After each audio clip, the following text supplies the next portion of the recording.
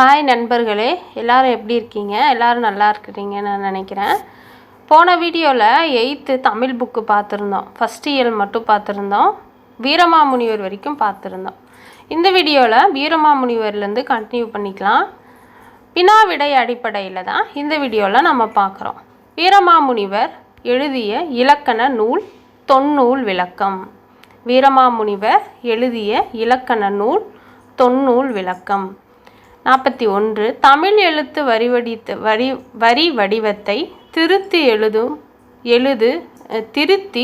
எழுத்து சீர்திருத்தம் செய்தவர் வீரமாமுனிவர். தமிழ் எழுத்து வரி வடிவத்தை திருத்தினார், எழுத்து சீர்திருத்தமும் செய்தவர் வீரமாமுனிவர். 42. குணங்குடி மஸ்தான் சாஹிப்பு என்ற புலவரின் இயற்பெயர் சுல்தான் அப்துல் காகிர். குணங்குடி மஸ்தான் சாஹிப்பு என்ற புலவரின் இயற்பெயர் சுல்தான் அப்துல் காகிர். 43. மாதவஞ்சேர் மேலோர் வழுத்தும் குணங்குடியான் என்று அழைக்கப்படுபவர் சுல்தான் அப்துல் காகிர். சுல்தான் அப்துல் காகிர்னா யாருன்னு தெரியும்? குணங்குடி மஸ்தான் சாஹிப்பு தான். அவருடைய இயற்பெயர் தான் சுல்தான் அப்துல் காகிர். 44. குணங்குடி மஸ்தான் சாஹிப்பு ஞானம் பெற்ற இடங்கள் சதுரகிரி, புறாமலை, நாகமலை, ஆனைமலை. இந்த இடங்கள்லாம் குணங்குடி மஸ்தான் சாஹிப்பு ஞானம் பெற்ற இடங்கள் இவைகள் எல்லாம். 45. தாயுமானவரின் பராபர கன்னி போல் பாடியவர் குணங்குடி மஸ்தான் சாஹிப்பு. தாயுமானவர் அவருடைய பராபர கன்னியைப் போலவே பாடியவர் யார்னா குணங்குடி மஸ்தான் சாஹிப்பு. 46. குணங்குடி மஸ்தான் பாடிய கன்னிகள் சிலவற்றை பார்க்கலாம். குணங்குடி மஸ்தான் பாடிய கன்னிகள் சில: பராபர கன்னி, எக்கால கன்னி, மனோன்மணி கன்னி. மனோன்மணி கன்னியில் 100 பாடல்கள் இடம்பெற்றிருக்கு. நந்தீஸ்வர கன்னி, அதில் 51 பாடல்கள். நிராமய கன்னி, இதில் 100 பாடல்கள். இவைகளெல்லாம் குணங்குடி மஸ்தான் பாடிய கன்னிகள். 47. இஸ்லாமிய தாயுமானவர் என்று அழைக்கப்படுபவர் குணங்குடி மஸ்தான் சாஹிப்பு. இஸ்லாமிய தாயுமானவர் என்று அழைக்கப்படுபவர் குணங்குடி மஸ்தான் சாஹிப்பு ஆவார். 48. குறுநிலை, துறவு நிலை, தவநிலை, நியம நிலை, காட்சி நிலை, தியான நிலை, சமான நிலை என பொருள்படும்படி பாடல்களை இயற்றியவர் குணங்குடி மஸ்தான் சாஹிப்பு அவர்கள்தான். 49. நான்மணி மாலை என்ற நூலை இயற்றியவர் திருத்தணி சரவண பெருமாள். நான்மணி மாலை என்ற நூலை இயற்றியவர் திருத்தணி சரவண பெருமாள். 50. தடை உண்டு என உரைப்பார் தமிழுலகில் இல்லை என்று கூறியவர் திருத்தணி சரவண பெருமாள். தடை உண்டு என உரைப்பார் தமிழுலகில் இல்லை என்று கூறியவர் திருத்தணி சரவண பெருமாள். 51. யார் மீது கொண்ட அன்பினால் திருத்தணி சரவண பெருமாள் அவர்கள் நான்மணி மாலையை இயற்றினார். குணங்குடி மஸ்தான் சாஹிப்பு மீது கொண்ட அன்பினால்தான் திருத்தணி சரவண பெருமாள் அவர்கள் நான்மணி மாலையை இயற்றினார். 52. ஆறுமுக நாவலார் பிறந்த ஊர் யாழ்ப்பாணம் நல்லூர். ஆறுமுக நாவலார் பிறந்த ஊர் யாழ்ப்பாணத்தில் நல்லூரில் பிறந்தார். 53. தமிழ் உரைநடை வளர்ச்சிக்கு பெருந்தொண்டாற்றியவர் ஆறுமுக நாவலார். தமிழ் உரைநடை வளர்ச்சிக்கு பெரும் தொண்டாற்றியவர் ஆறுமுக நாவலர். 54. ஆறுமுக நாவலரை வசன நடை கைவந்த வள்ளலார் என பாராட்டியவர் பரிதிமா கலைஞர். ஆறுமுக நாவலரை வசன நடை கைவந்த வள்ளலார் என பாராட்டியவர் பரிதிமா கலைஞர். இந்த கொஸ்டின் கூட டிஎம்ஸில் கேட்டிருக்காங்க இல்லையா? 55. எதற்காக பரிதிமா கலைஞர் நாவலரை வசன நடை கைவந்த வள்ளலார் என பாராட்டினார்? உரைநடைக்கு ஆற்றிய தொண்டிற்காக தான் அவர் பரிதிமா கலைஞர் ஆறுமுக நாவலரை வசன நடை கைவந்த வள்ளலார் என பாராட்டினார். 56. ஆறுமுகாருக்கு நாவலர் பட்டத்தை சூட்டியவர் திருவாடுதுறை ஆதீனம் சுப்பிரமணிய தேசிகர் தான் ஆறுமுகருக்கு நாவலர் அப்படிங்கிற பட்டத்தை சூட்டினார். 57 முதலில் இலக்கண வலுவற்ற தூய்மையான எளிய தமிழ் உரைநடையை கையாண்டவர் ஆறுமுக நாவலர். முதலில் இலக்கண வலுவற்ற தூய்மையான எளிய தமிழ் உரைநடையை கையாண்டவர் ஆறுமுக நாவலர். 58 ஆறுமுகனார் அச்சுக்கூடம் அமைத்த இடம் சென்னை. ஆறுமுகனார் அச்சுக்கூடம் அமைத்த இடம் சென்னை. 59 1 முதல் 4 வகுப்புகளுக்கான பாடங்கள் எழுதி அச்சிட்டு வெளியிட்டவர் ஆறுமுக நாவலர். 1 முதல் 4 வகுப்புகளுக்கான பாடங்கள் எழுதி அச்சிட்டு வெளியிட்டவர் ஆறுமுக நாவலர். 60 ஆறுமுக நாவலர் முதலில் யாரிடம் தமிழ் கற்றார்? சுப்பிரமணிய உபாபதியிடம்தான் ஆறுமுக நாவலர் முதல்ல தமிழ் கற்றார். யாரிடம்னா சுப்பிரமணிய உபாபதி. 61 சைவத்தையும் தமிழையும் தன் இரு கண்களாக கருதியவர் ஆறுமுக நாவலர். சைவத்தையும் தமிழையும் தன் இரு கண்களாக கருதியவர் ஆறுமுக நாவலர். 62 யாருடைய திருப்பாடலுக்கு எதிராக ஆறுமுக நாவலர் மருட்பா என்ற நூலை எழுதினார்? ராமலிங்கனார் பாடல்களுக்கு எதிராக தான் ஆறுமுக நாவலர் மருட்பா அப்படிங்கிற நூலை எழுதுகிறார். யாருடைய பாடலுக்கு எதிராக? ராமலிங்கனார் பாடலுக்கு எதிராக. 63 ஆறுமுக நாவலர் பதிப்பித்த நூல்கள் பார்க்கலாமா? பாரதம், பெரிய புராணம், திருக்குறள், பரிமேலழகர் உரை, இலக்கண வினாவிடை, இலக்கண சுருக்கம், இலக்கண கொத்து, இலக்க சூறாவளி, நன்னூல் விருத்தியுரை, நன்னூல் கண்டிகையுரை, கந்த புராணம் இவைகளெல்லாம் ஆறுமுக நாவலர் பதிப்பித்த நூல்கள் சில. 64 ஜியு போப் பிறந்த நாடு பிரான்ஸ் எட்வர்ட் தீவில் தான் ஜியு போப் அவர்கள் பிறந்தார். 65 சமய பணியாற்றிய போப் தேர்ந்தெடுக்கப்பட்ட வயது 19 வயது. 19 வயதிலேயே போப் அவர்கள் சமய பணியாற்ற தேர்ந்தெடுக்கப்பட்டார். 66 சமய பணியாற்ற போப் தேர்ந்தெடுக்கப்பட்ட ஆண்டு 1839ஆம் ஆண்டு. 19ஆம் வயதில் தேர்ந்தெடுக்கப்பட்டார். 1839ஆம் ஆண்டு தேர்ந்தெடுக்கப்பட்ட ஆண்டு. 9 ஷார்ட்கட்டாக ஞாபகம் வச்சுக்கோங்க. ஜியு போப் அவர்கள் சமய பணியாற்றிய இடங்கள் சென்னை சாந்தோம், சாயர்புரம், திருநெல்வேலி. இந்த 2 ஊர்களில், இந்த 2 இடங்களில் தான் ஜியு போப் அவர்கள் சமய பணியாற்றினார். அடுத்தது 68 சாயர்புரத்தில் ஜியு போப் சமய பணியாற்றிய ஆண்டுகள் 1842, 1849. இந்த 2 ஆண்டுகளில் சாயர்புரத்தில் ஜியு போப் அவர்கள் சமய பணியாற்றினார். 69 ஜியு போப் தமிழ்நாட்டுக்கு வந்த ஆண்டு 1839ஆம் ஆண்டு. அவர் தேர்ந்தெடுக்கப்பட்ட சமய பணியாற்ற தேர்ந்தெடுக்கப்பட்ட அதே ஆண்டில் முதல்ல தமிழ்நாட்டுக்கு வந்த ஆண்டு 1839. 70 ஜியு போப் மீண்டும் இங்கிலாந்துக்கு சென்ற ஆண்டு 1850 இங்கிலாந்துக்கு போனார். வயது 30வது அகவை. ஜியு போப் மீண்டும் இங்கிலாந்துக்கு சென்ற ஆண்டு 1850. தனது 30வது அகவையில் ஜியு போப் மீண்டும் இங்கிலாந்துக்கு சென்றார். 71 ஜியு போப் திருமணம் செய்து கொண்டு மீண்டும் இந்தியா திரும்பிய பிறகு சமய பணியாற்றிய இடம் தஞ்சை. ஜியு போப் திருமணம் செய்து கொண்டு மீண்டும் இந்தியா திரும்பினார். அதன் பிறகு சமய பணியாற்றிய இடம் தஞ்சை. 72 ஜியு போப் அவர்கள் எத்தனை ஆண்டுகள் தஞ்சையில் சமய பணியாற்றினார்? 8 ஆண்டுகள் தஞ்சையில் சமய பணியாற்றினார் ஜியு போப் அவர்கள். 73 போப் தமிழ் மொழி பற்றிய ஆராய்ச்சி கட்டுரைகள் எழுதிய இதழ்கள் இந்தியன் சஞ்சிகை, இந்தியா. ஜியு போப் எந்த நூலில் செய்யுள்களை தொகுத்து, அதாவது போப் அவர்கள் தமிழ் மொழி பற்றிய ஆராய்ச்சி கட்டுரைகள் எழுதிய இதழ்கள் இந்தியன் சஞ்சிகை, இந்தியாவின் தொல்பொருள் ஆய்வு. இந்த 2 இதழ்களில் தான் ஜியு போப் அவர்கள் தமிழ் மொழி பற்றிய ஆராய்ச்சி கட்டுரைகளை எழுதினார்.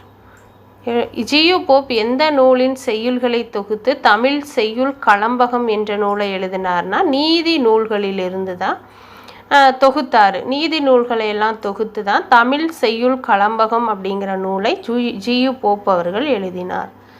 நீதி நூல்களிலிருந்து எத்தனை செய்யுள்களை தொகுத்து ஜியு போப் அவர்கள் தமிழ் செய்யுட் கலம்பகம் என்ற நூலை உருவாக்குனார்னா 600 செய்யுள்களிலிருந்து 600 நீதி நூல்களிலிருந்து எடுத்து தொகுத்து அதில் இருந்து தான் தமிழ் செய்யுள் கலம்பகம் என்ற நூலை உருவாக்கினார் ஜியு போப் அவர்கள். 76 ஜியு போப் திருவாசகத்தை ஆங்கிலத்தில் மொழிபெயர்த்த ஆண்டு 1900. 1900 தான் தமிழ் திருவாசகத்தை ஆங்கிலத்தில் மொழிபெயர்த்தார் ஜியு போப். 77 ஜியு போப் எந்த வயதில் திருவாசகத்தை ஆங்கிலத்தில் மொழிபெயர்த்து வெளியிட்டார்னா 80வது அகவையில் தான் திருவாசகத்தை ஆங்கிலத்தில் மொழிபெயர்த்து வெளியிட்டார் 1900.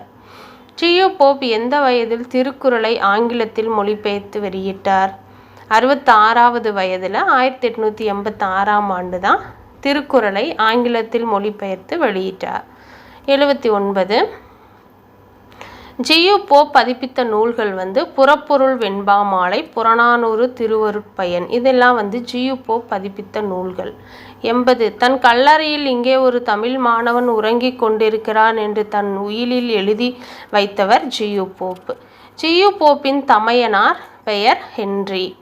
ஜியு போப் அவர்கள் கல்லூரி ஆசிரியராக இருந்தபோது அவர் போதித்த பாடங்கள் கணிதம், அறிவாய்வு, தருக்கம், மெய்யறிவு அதாவது தத்துவம் இவைகள் தான் ஜியு போப் அவர்கள் கல்லூரி ஆசிரியராக போதித்த பாடங்கள். பள்ளியில் படிக்கும் குழந்தைகளுக்காக இலக்கணம் எழுதியவர் ஜியு போப் அவர்கள். பள்ளியில் படிக்கும் குழந்தைகளுக்காக இலக்கணம் எழுதியவர் ஜியு போப். ஜியு போப் ஆராய்ச்சி கட்டுரையில் இடம்பெற்றுள்ள நூல்கள் புறநானூற்று பாடல்கள், புறப்பொருள் வெண்பா மாலை, திணை விளக்கங்கள், தமிழ் புலவர் வரலாறு இவைகளெல்லாம் ஜியு போப் ஆராய்ச்சி கட்டுரையில் இடம்பெற்றுள்ள நூல்கள். அடுத்தது 85 ஜியு போப் அவர்கள் உதகமண்டலம் சென்ற ஆண்டு 1858ஆம் ஆண்டு. 38 வயதில் உதகமண்டலம் சென்றார். அந்த அகவையில் 38வது அகவையில் தஞ்சையிலிருந்து 24 நாட்கள் மாட்டு வண்டியில் பயணம் செய்து தான் உதகைக்கு சென்றார் ஜியு போப். ஜியு போப் எத்தனை ஆண்டுகள் திருக்குறளை படித்து சுவைத்தார் அப்படின்னா 40 ஆண்டுகள் படித்து சுவைத்தார். ஜியு போப் அவர்களின் பிறப்பு இறப்பு ஆண்டுகள் 1820 அவர் பிறந்த வருஷம், 1908 அவருடைய இறப்பு வருடம். 1820 1908 வரை ஜியு போப் அவர்களின் பிறப்பு இறப்பு காலங்கள். ஜியு போப் அவர்கள் தெலுங்கு கற்பிக்கும் பேராசிரியராக பணியாற்றிய இடம் இங்கிலாந்து பல்கலைக்கழகத்தில் தெலுங்கு கற்பிக்கும் பேராசிரியராக பணியாற்றினார். இங்கிலாந்தில் பல்கலைக்கழகத்தில் ஜியு போப் அவர்கள் தமிழ், தெலுங்கு கற்பிக்கும் பேராசிரியராக பணியாற்றினார் இல்லையா. அந்த ஆண்டுகள் 1885 1908 23 ஆண்டுகள் பணியாற்றியிருக்கார் பேராசிரியராக. தமிழ், தெலுங்கு கற்பிக்கும் பேராசிரியராக இங்கிலாந்து பல்கலைக்கழகத்தில் பணியாற்றியிருக்கார். 85 1908 23 ஆண்டுகள் பணியாற்றினார்.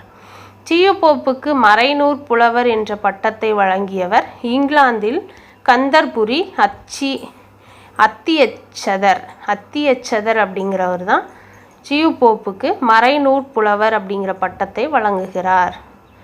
ஜியு போப்பிற்கு மறைநூல் புலவர் என்ற பட்டம் எந்த இடத்தில் கொடுக்கப்பட்டுச்சுன்னா உதகமண்டலம் ஊட்டியில் தான் ஜியு போப் அப்படிக்கு மறைநூல் புலவர் என்ற பட்டம் கொடுக்கப்பட்டது உதகமண்டலத்தில்.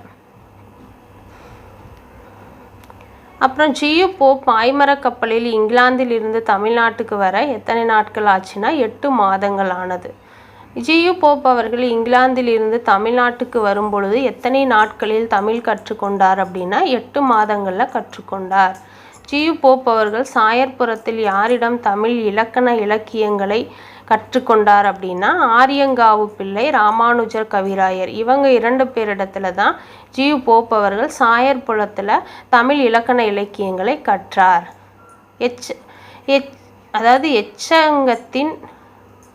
எச்சங்கத்தின் மூலம் ஜியு போப் அவர்கள் இங்கிலாந்துக்கு சென்னைக்கு சமய பணியாற்ற வந்தார் அப்படின்னா வெஸ்லியன் சங்கம் அப்படிங்கிற சங்கத்தின் மூலமாக ஜியு போப் வந்தார். 99. எந்த சங்கத்தின் மூலம் ஜி போப் வந்தார்? அவர்கள் சென்னையிலிருந்து சாயர்புரத்திற்கு சமய பணியாற்ற சென்றார் அப்படின்னா எஸ்பிஜி நற்சங்கம் மூலமாக சென்றார். ஜியு போப் அவர்கள் எங்கு சமய பணியாற்றும் போது புறநானூறு, நன்னூல், திருவாசகம், நாலடியார் போன்ற நூல்கள் பயின்று அவற்றை மொழிபெயர்க்கவும் செய்தார் அப்படின்னா தஞ்சையில் மொழிபெயர்த்து வெளியிட்டார். தஞ்சையில் பஞ்சியொளிர், விஞ்சு குளிர், பல்லவம் அணுங்க என தொடங்கும் பாடல் இடம்பெற்றுள்ள நூல் கம்பராமாயணம். குறில் எழுத்து எத்தனை மாத்திரை அளவில் ஒலிக்கும் அப்படின்னா 1 மாத்திரை கால அளவில் ஒலிக்கும். நெடில் எழுத்து எத்தனை மாத்திரை அளவில் ஒலிக்க வேண்டும் அப்படின்னா 2 மாத்திரை கால அளவில் ஒலிக்கும். நெடில் எழுத்துனா 2 மாத்திரை கால அளவு, குறில் எழுத்துனா 1 மாத்திரை கால அளவு. மெய்யெழுத்துக்கள் எத்தனை மாத்திரை அளவில் ஒலிக்க வேண்டும் அப்படின்னா அரை மாத்திரை கால அளவில் மெய்யெழுத்துக்கள் ஒலிக்கணும். உகரம் குறிலானால் எத்தனை மாத்திரை அளவில் ஒலிக்கணும் அப்படின்னா 1 மாத்திரை அளவில். கு, சூடு, தூபுரு என்ற வல்லின மெய்களில் மேல் உகரம் ஊர்ந்து வரும் எழுத்துக்கள் எவ்வாறு அழைக்கப்படுதுன்னா குற்றியல் உகரம். குசுடு, துபுரு அப்படிங்கிற இந்த வல்லின மெய்கள் வந்தாவே அது குற்றியல் உகரம் தான். 104. குற்றியல் உகரத்தின் மாத்திரை அளவு அரை மாத்திரை. குற்றியலுகரத்தின் மாத்திரை அளவு அரை மாத்திரை. ஈற்று அயலெழுத்துக்காக தனிநெடில் ஆயுதம், உயிர்மெய், வல்லினம், மெல்லினம், இடையினம் ஆகியவற்றுள் ஏதேனும் ஒன்றை பெற்று வரும் எழுத்துக்கள் குற்றியலுகரம். குற்றியலுகரம் எத்தனை வகைப்படும்னா 6 வகை. நெடில் தொடர் குற்றியலுகரம், ஆயுத தொடர், உயிர் தொடர், வன் தொடர், மென் தொடர், இடைத்தொடர் அப்படின்னு குற்றியலுகரம் 6 வகைப்படுது. ஆயுத தொடர் குற்றியலுகரத்துக்கு எடுத்துக்காட்டு கக்ஸு, அத்து இதுதான். வன் தொடர் வல்லின தொடர் குற்றியலுகரத்துக்கு எடுத்துக்காட்டு சுக்கு, கச்சு, பட்டு. மென் தொடர் குற்றியலுகரத்துக்கு எடுத்துக்காட்டு சங்கு, மஞ்சு, நண்டு, சந்து. இடைத்தொடர் குற்றியலுகரத்துக்கு எடுத்துக்காட்டு கொய்து, சார்பு, மூழ்கு. 2 எழுத்துக்களை மட்டும் பெற்று வரும் குற்றியலுகரம் நெடில் தொடர் குற்றியலுகரம். ஆடு, மாடு, காது இதெல்லாம் 2 எழுத்துக்கள் பெற்று வருது இல்லையா, இதெல்லாம் நெடில் தொடர் குற்றியலுகரங்கள். குறுகிய ஓசை உடைய இகரம் குற்றிய லிகரம் எனப்படுது.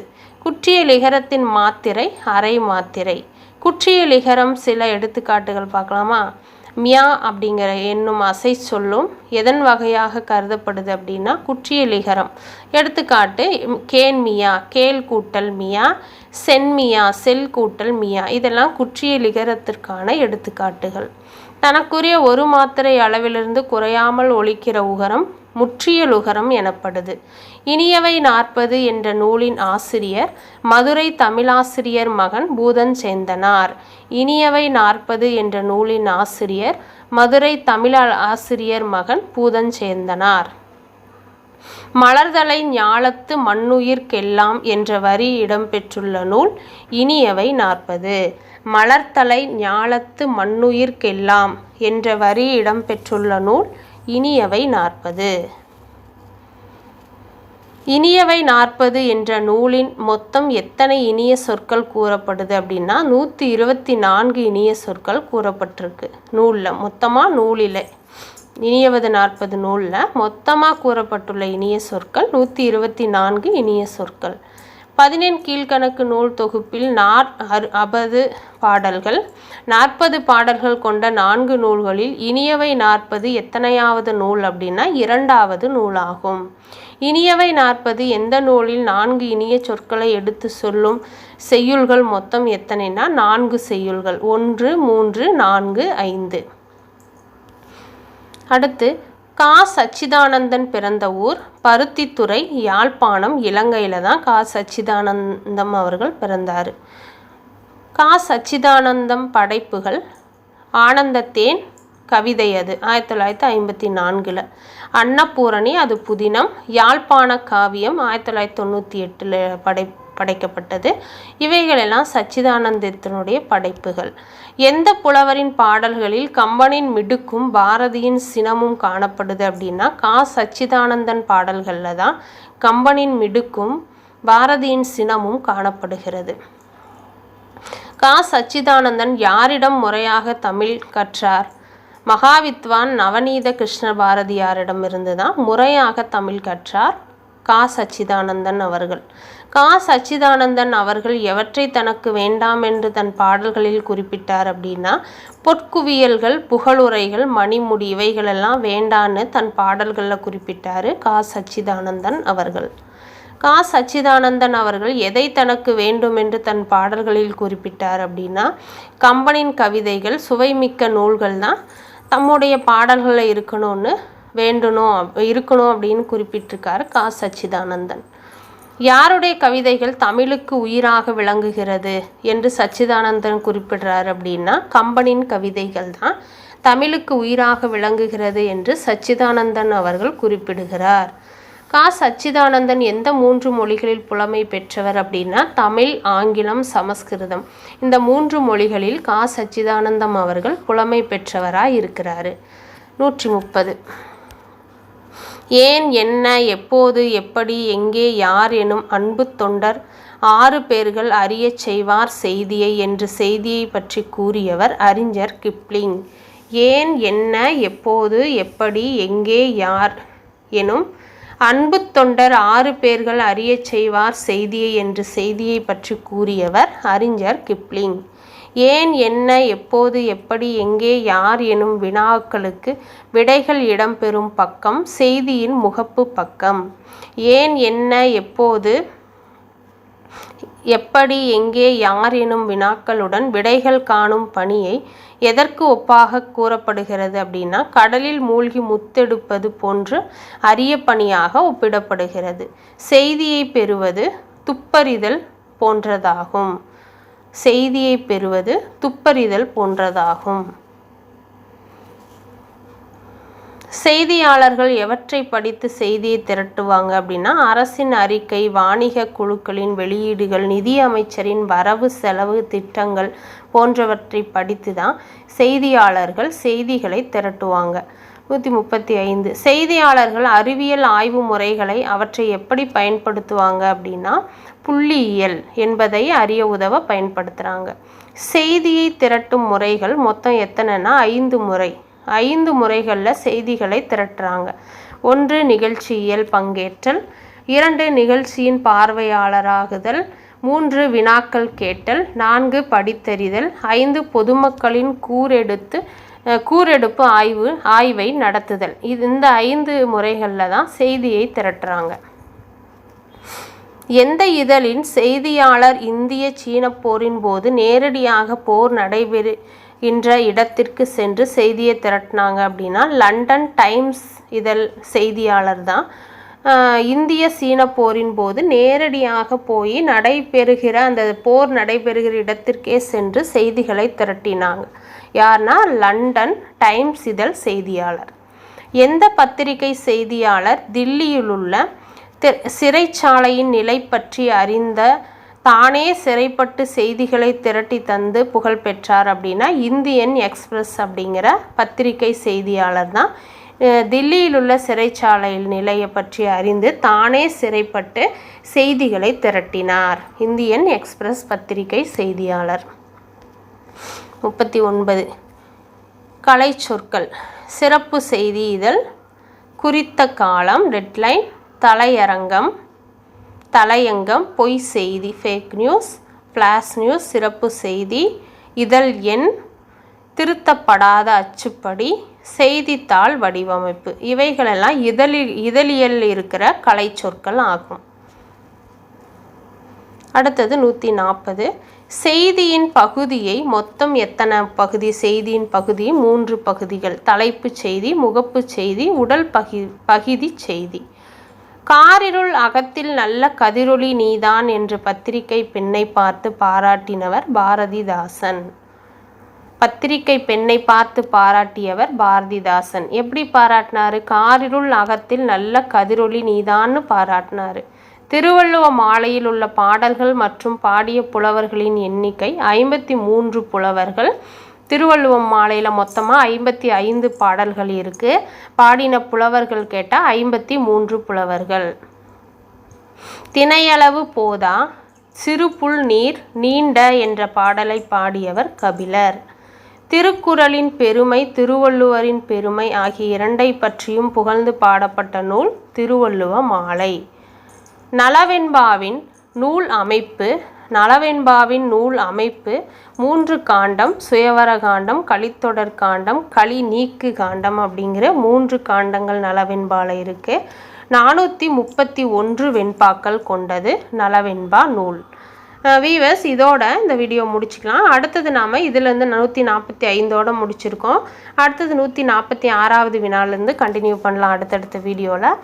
இந்த 8th புக்கு தமிழ் புக்கு பார்த்துருக்கோம் இல்லையா, இது உங்களுக்கு ரொம்ப ரிவிஷனுக்கு யூஸ்ஃபுல்லாக இருக்கும். அடுத்து நாம் யூஸ்ஃபுல்லான சிலபஸ் வைஸ் டாபிக்ஸ் பார்க்கலாம். நன்றி, வணக்கம்.